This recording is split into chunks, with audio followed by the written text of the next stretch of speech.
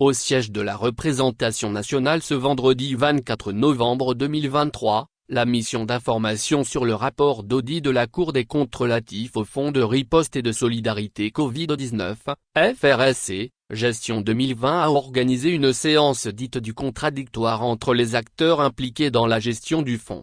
C'était en présence de la présidente de l'Assemblée nationale, Madame Yava Djibodi Tsegan, des députés, des membres du gouvernement, des ambassadeurs accrédités au Togo, des partenaires techniques et financiers notamment les États-Unis, la France, la Banque africaine de développement, la Banque mondiale, le FMI, l'Union européenne, l'Homme et l'Agise, des membres des organisations de la société civile et de la presse. Cette séance fait suite à l'audition des membres du gouvernement et de la Cour des comptes. L'exercice dénote de la transparence dans les procédures de gestion des deniers publics prônées par les plus hautes autorités du pays et confirme l'une des missions régaliennes de la représentation nationale relative au contrôle de l'action gouvernementale. Elle a le mérite d'assurer la redevabilité envers la population, de promouvoir la bonne gouvernance et de permettre une meilleure information dès l'Assemblée nationale. Cette séance du contradictoire entre le gouvernement et les membres de la Cour des comptes répond aussi aux principes démocratiques. Lors de la première phase des auditions,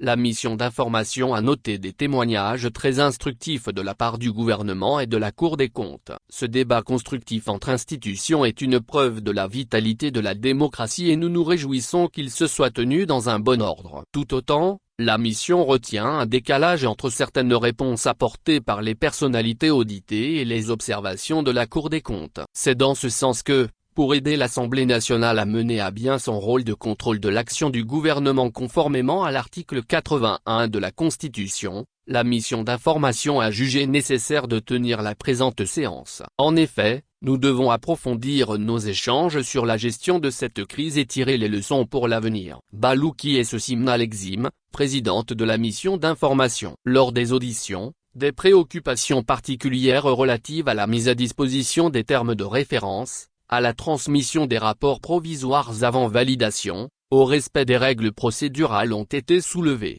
Les observations de la Cour des comptes relatives aux commandes et à la passation de certains marchés publics ont été passées en revue. Les membres du gouvernement, les membres de la Cour des comptes, les collaborateurs de ministres ont apporté des informations pertinentes, des précisions et des clarifications permettant à l'audience de saisir les mécanismes qui ont permis de gérer les fonds alloués dans le cadre de la riposte et de solidarité Covid-19.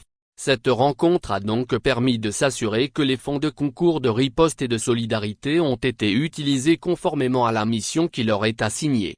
Cette séance est une étape importante dans l'exécution de la mission d'information sur le rapport d'audit du Fonds de riposte et de solidarité Covid-19. Un rapport sera présenté en séance plénière à la fin des activités de cette mission. Rappelons qu'après la levée des mesures anti-pandémie, le gouvernement a ordonné un audit à la Cour des comptes pour examiner les finances du Fonds de riposte et de solidarité en 2020. Le rapport de cet audit a fait l'objet d'une communication du gouvernement devant la représentation nationale réunie en session extraordinaire le 21 février 2023. C'est suite à cette communication que l'Assemblée nationale a, conformément à l'article 36 de son règlement intérieur, ratifié le 6 octobre 2023, la liste des membres d'une commission spéciale au sein de laquelle une mission d'information sur le rapport d'audit du Fonds de riposte et de solidarité Covid-19, FRSC, gestion 2020 de la Cour des comptes, a été désignée.